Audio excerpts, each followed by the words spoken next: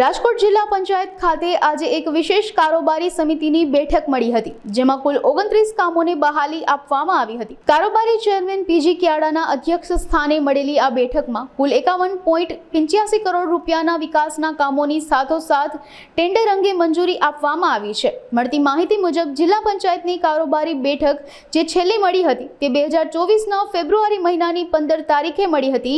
બેઠકમાં મુખ્યત્વે બાંધકામ, સિંચાઈના સર્વાધિક કામો, પશુપાલન શાખા અને મહેસૂલ શાખાના કામોને પણ મંજૂર કરવામાં આવ્યા હોવાની વાત સામે આવી છે। આજે સિંચાઈ અને બાંધકામના બંને થઈને 52 કરોડ જેવા કામોને બહાલી આપવામાં આવી છે।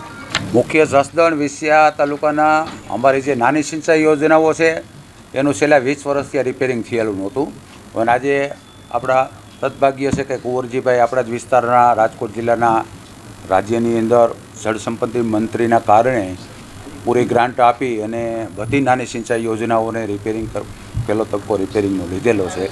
એમાં જસદણ ને વિસિયાના કામો છે અને બાકીના પેવર અને બ્રિજના કામોથી ટોટલ મળીને 52 કરોડ જેવા કામો થાય છે। હમણાં જ આગળ મેં કાર્યપાલક ઇજનેરને એ જ વાત કરી અને એને બધાએ રાજકોટ જિલ્લાની ટોટલ નાની સિંચાઈ યોજનાઓ અને તળાવો એનું જે રિપેરિંગ કામ છે એ એક તબક્કે શરૂઆત છે અને જે એના આગળ એજન્સીઓ પણ નક્કી કરી કે સર્વે કરીને સરકારની અંદર એનો રિપોર્ટ કરી અને આવતા વર્ષની અંદર બધા તમામ ડેમો રાજકોટ જિલ્લાના રિપેરિંગ થઈ જાય અને સેફ સ્ટેજ થઈ જાય એવા તળાવના કામો એવું અમારું આયોજન છે અને એ અમે આવતા વર્ષની અંદર પૂર્ણ કરશું। બધા ડેમો એમ તો સેફ સ્ટેજમાં જ છે।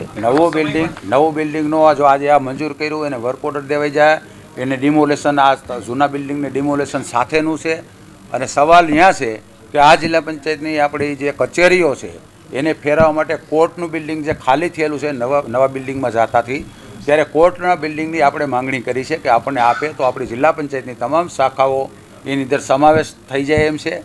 એટલે એની અત્યારે આ ડીડીઓ સાહેબ બધું ચલાવી રહ્યા છે, કલેક્ટર સાહેબની બે, પણ જજ સાહેબ થોડુંક આમ હજી સંપૂર્ણ રીતે આપણને કબજો આપ્યો નથી। આપણે થોડા દિવસની અંદર જ્યારે કબજો આપે ત્યારે આ કચેરીઓ બધી ત્યાં શિફ્ટ કરવામાં આવશે અને આનું ડિમોલેશન ચાલુ કરી નવા બિલ્ડિંગનું કામ શરૂ કરવામાં આવશે।